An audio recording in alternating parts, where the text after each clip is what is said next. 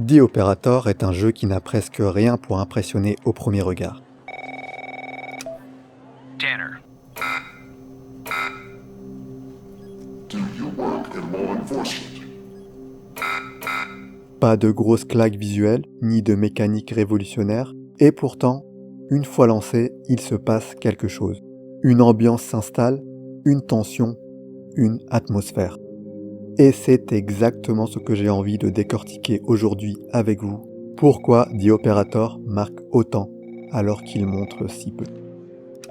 It's Operator Tanner. I don't think our paths ever crossed at the Academy, did they? Le bruit d'un vieux ordinateur qui démarre, un écran cathodique qui s'illumine, une fenêtre d'authentification apparaît. Les seules informations visibles, un logo et une mise en garde indiquant que l'ordinateur est connecté à un réseau gouvernemental ultra sécurisé.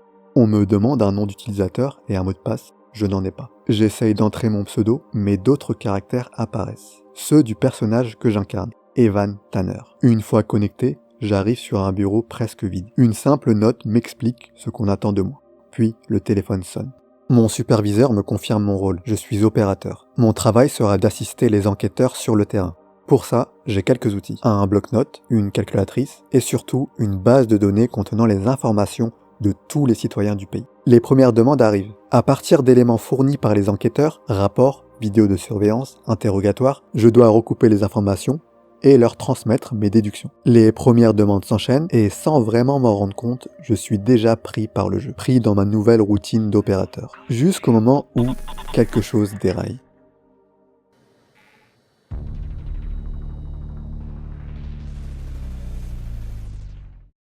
The Operator est un jeu d'enquête narratif aux énigmes bien pensées et accessibles. Mais ce n'est pas là que le jeu marque vraiment.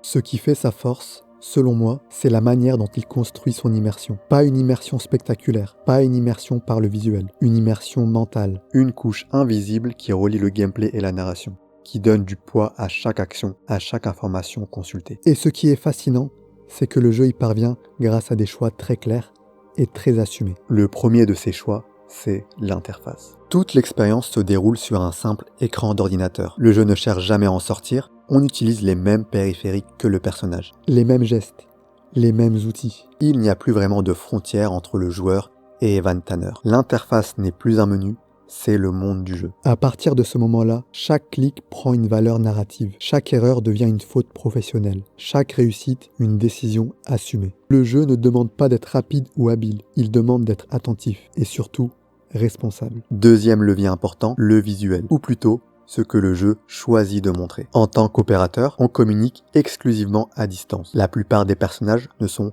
jamais montrés. Ils existent à travers des dossiers, des photos, des voix. Et lorsque le jeu doit afficher des scènes en mouvement, il le fait à travers des caméras de piètre qualité, fidèles aux années 90. Des images floues, peu détaillées, qui suggèrent plus qu'elles ne montrent. Le jeu montre juste assez pour comprendre les enjeux. Le reste, il le confie au joueur, à son imagination, son interprétation, à sa capacité à combler les vides. Ce sont des vides qui auraient été très difficiles, voire impossibles, à remplir proprement par des moyens visuels plus lourds. Mais ici, ce n'est pas un manque.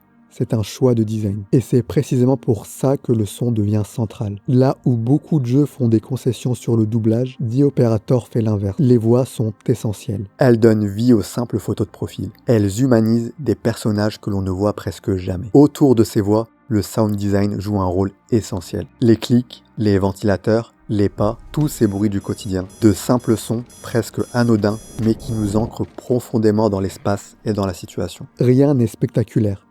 Tout est crédible. Et c'est précisément cette banalité qui rend l'expérience aussi immersive.